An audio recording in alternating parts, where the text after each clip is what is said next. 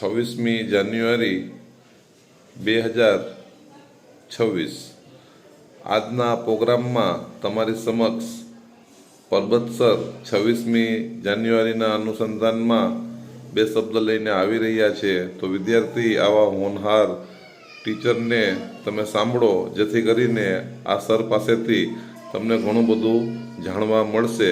તો મારી દરેક વિદ્યાર્થીઓને નમ્ર અપીલ છે કે શાંતિપૂર્વક આ સાહેબનું પ્રવચન સાંભળો। 77મા પ્રજાસત્તાક દિવસ નિમિત્તે આપણી એમક્યુ પ્રાથમિક શાળામાં આજે હાજર રહેલા આપણા ટ્રસ્ટી શ્રી મમબપુ, આપણા પ્રિન્સિપાલ સાહેબ, મુફ્તી સાહેબ, અમારા શિક્ષક ભાઈઓ અને વિદ્યાર્થી ભાઈઓ અને બહેનો બધાને આજના શુભ દિવસની ખૂબ શુભકામના, ખૂબ ખૂબ અભિનંદન।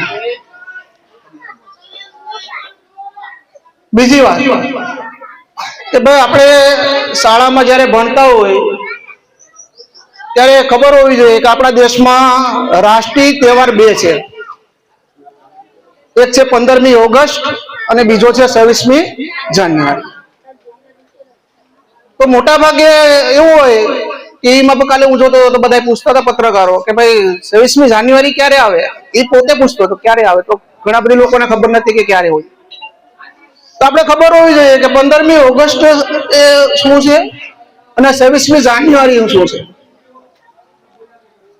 થોડોક 2-5 મિનિટ કહી દઉં છું કે ભાઈ 15મી ઓગસ્ટ 1947ના દિવસે આપણા દેશને આઝાદી મળી હતી। આપણા દેશમાં અંગ્રેજોનું શાસન હતું, અંગ્રેજો એ દેશ છોડીને ગયા અને આપણા દેશને સ્વતંત્રતા મળી, એટલે આઝાદ દિવસ કહેવાય, સ્વતંત્રતા દિવસ પણ એને કહેવાય છે। હવે આપણે ખબર છે કે ભાઈ આઝાદી તો દેશને મળી, પણ કોઈ પણ દેશને ચલાવવા માટે એક બંધારણની જરૂર પડે, નીતિ નિયમોની જરૂર પડે કે ભાઈ દેશને ચલાવવો કેવી રીતે, બરાબર। એના પહેલા કોઈ દેશમાં એવું કઈ બંધારણ કે એવું કઈ હતું નહીં,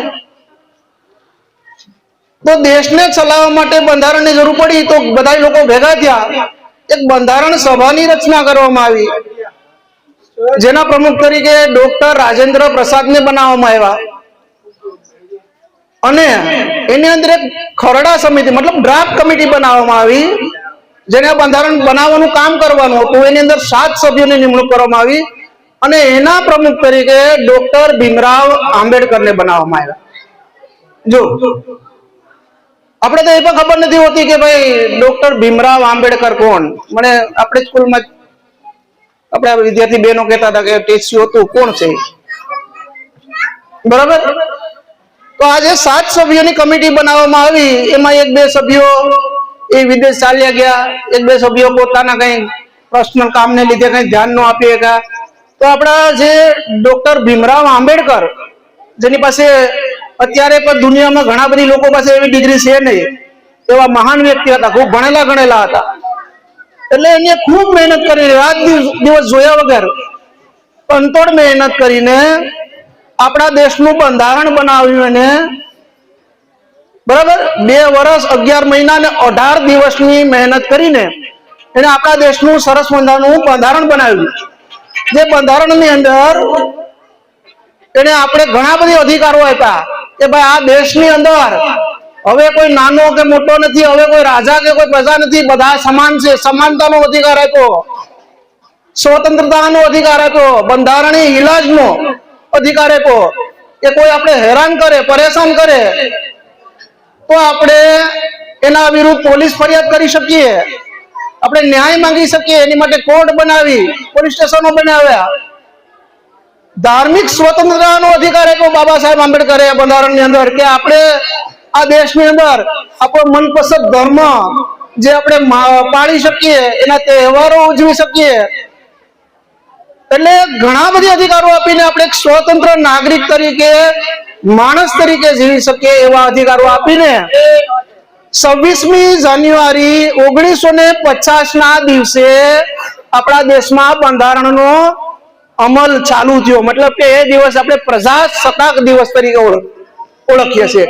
પ્રજાની સત્તા આવી, હવે કોઈ રાજા પોતાના માના પેટમાંથી જન્મ નથી લેતો, હવે આપણા દેશની અંદર પ્રજા નક્કી કરે છે આપણા દેશની કે કોને રાજા બનાવવાનો છે, એટલે આજના દિવસે પ્રજાસત્તાક દિવસ પણ કહેવામાં આવે છે।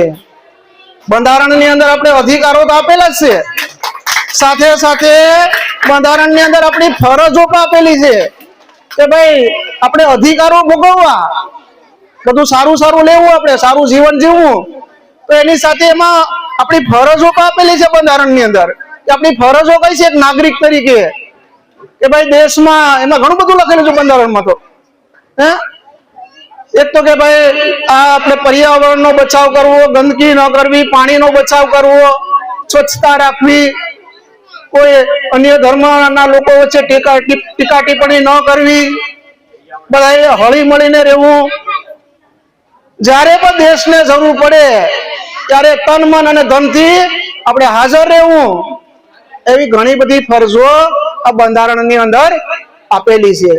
તો સ્ટુડન્ટ તરીકે, આ દેશના નાગરિક તરીકે આપણે આ બંધારણના ઘડવૈયા એવા ડોક્ટર ભીમરાવ આંબેડકરને આ દિવસે આપણે સેલ્યુટ કરીએ છીએ. અને ફરીવાર બધા લોકોને હું ખૂબ ખૂબ પ્રજાસત્તાક દિવસની ખૂબ ખૂબ ધન્યવાદ આપું છું. જય ભીમ.